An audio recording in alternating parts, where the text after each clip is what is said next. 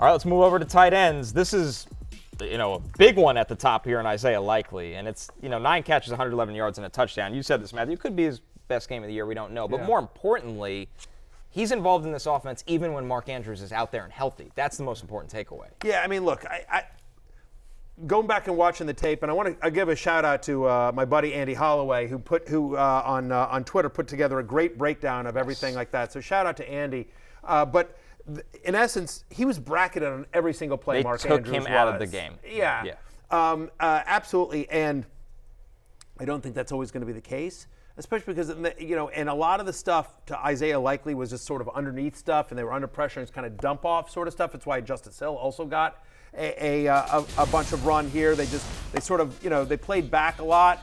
But the fact of the matter is that it's not a fluke, because we've known for a long time since he's gotten drafted how talented Isaiah Likely is. And I think the most important thing about Likely was how much he played snaps. Like, he played 70% of the snaps, Connor. Last year when Mark Andrews was active, he played 22% of the snaps. We talked about this in the preseason about how the rumors were they were going to go to 12 personnel a lot more this year in year 2 of Todd Monken, that they wanted to get both Likely and Andrews, 2 of their playmakers, on the field. And you see this all the time when it comes to football players. That genie ain't going back in the bottle. That toothpaste isn't going back in the tube. After Isaiah Likely has a performance like this, he's going to be out there if he's healthy, and it looks like he avoided major injury as well. I think he's the number 1 tight end pickup, because I think he's going to have a productive fantasy role even if Andrews is healthy. And obviously, there's an argument to be made that if Andrews goes down, he's the number 1 tight end in fantasy. Yes. Like, he's right there with Laporta and, McBride, Kelsey. Yep. This week, see the number 1 pickup over Jordan Mason?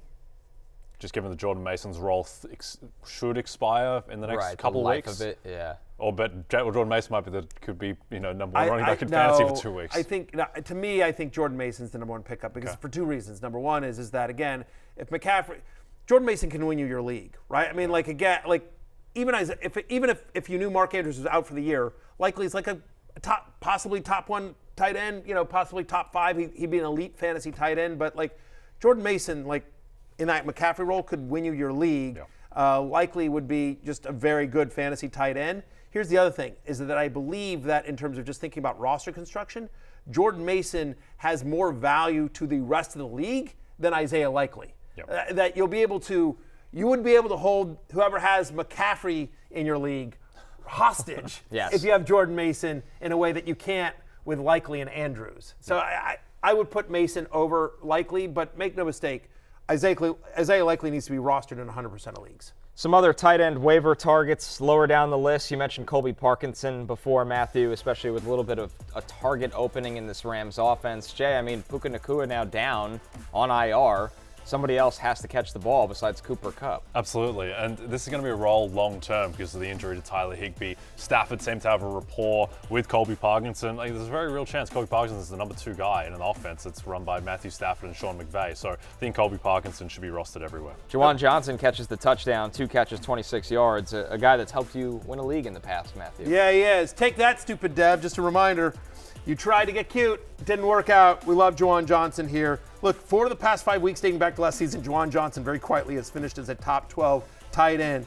Early returns look like the Saints offense is going to be more competent than years past. It was unbelievable to see how much motion Clint Kubiak used with the Saints. After they were dead last in that last year, they were top 3 in the NFL this past week. So on the road at Dallas, they're going to have to be throwing quite a bit. So Juwan Johnson suddenly becomes kind of interesting. And listen, it was not pretty for the Commanders' passing attack, but you and I talked about Diami Brown, 15 yards. This is way too low. Actually, it was way too high. What are you going to do?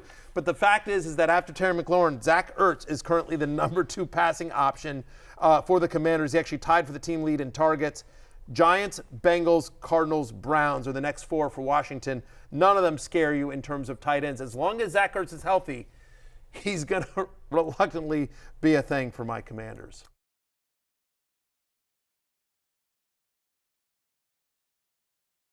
Hey, it's Matthew Berry from NBCSports.com and RotorWorld.com, and I want to thank you so much for watching whatever it is you just watched, or if nothing else, being too lazy to click out of the autoplay after this video started, after whatever it is you actually wanted to watch finished. But now that you're here, I'd like to take a moment here to ask you respectfully now, okay? I'm asking you respectfully to subscribe to the NFL on NBC YouTube channel.